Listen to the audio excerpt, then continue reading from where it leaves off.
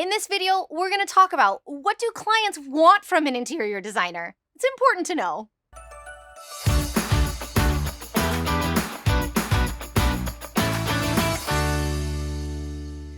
I love that you're asking this question because what it tells me is that you want to deliver to your clients and you want to give them what they want. And if you're like me, you're like, what do they actually want? Just tell me what you want. Okay, so before we talk about what clients want, we're going to need to talk about what they foundationally expect. Now, these expectations are going to be like the bare minimum of what you need to be delivering in your service.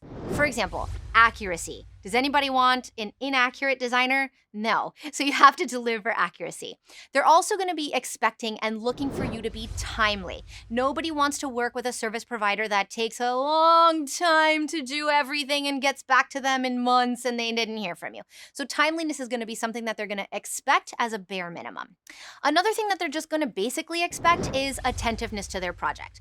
No client is going to mind if you are never there, you never show up, you're not really involved in their project. Like, no client's going to want that. So a foundational expectation to meet is going to be attentiveness to the project. Another foundational expectation is going to be high level of communication. Nobody's going to want to spend a lot of money with you and then not hear from you and not know where you are and not have any follow-up. So high level of communication is going to be another basic expectation. So now let's move into talking about what clients are wanting on top of that foundational basic service.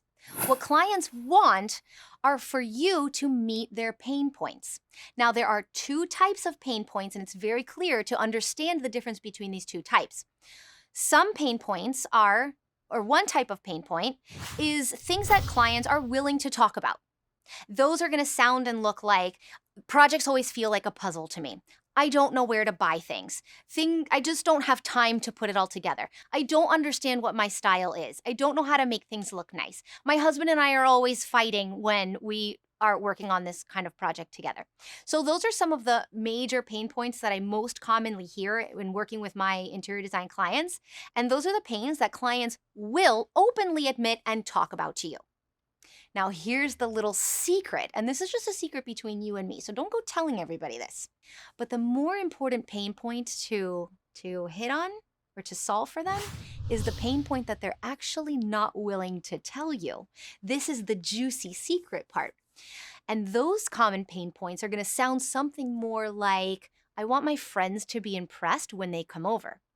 I want my success in life to be shown here. I want how much money I make to be obvious when someone walks into my house. These are the pain points that they maybe wouldn't admit to you, but they definitely are feeling. So you definitely want to show them and tell them explicitly how you're going to meet that first type of pain point, which is the ones that they're going to talk to you about openly.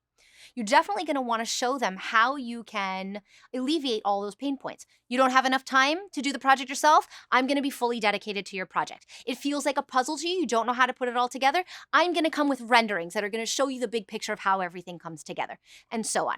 If you can also show them and understand how their other secret pain points are going to come to fruition, that's when you're going to really hit the ball out of the park.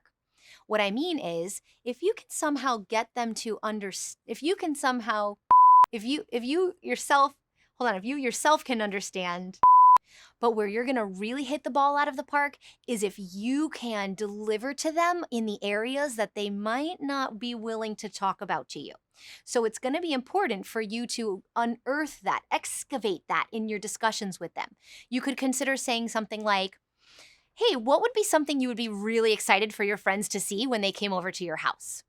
A question like that is going to tap into that thing that they know they want, but maybe wouldn't be really admitting to talk about it just yet. But a question like that may draw it out of them. If you can hit that pain point, that's when you're going to over-deliver on things they didn't even know they wanted you to do.